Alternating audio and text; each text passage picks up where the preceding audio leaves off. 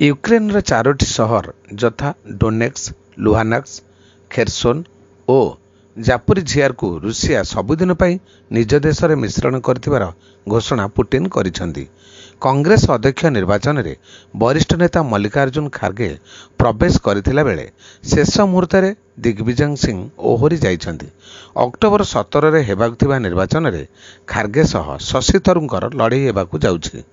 ଭାରତର ନୂଆ chief of defence staff ଭାବେ ଜେନେରାଲ ଅନିଲ ଚୌହାନ ଶୁକ୍ରବାର ଦାୟିତ୍ୱ ଗ୍ରହଣ କରିଛନ୍ତି।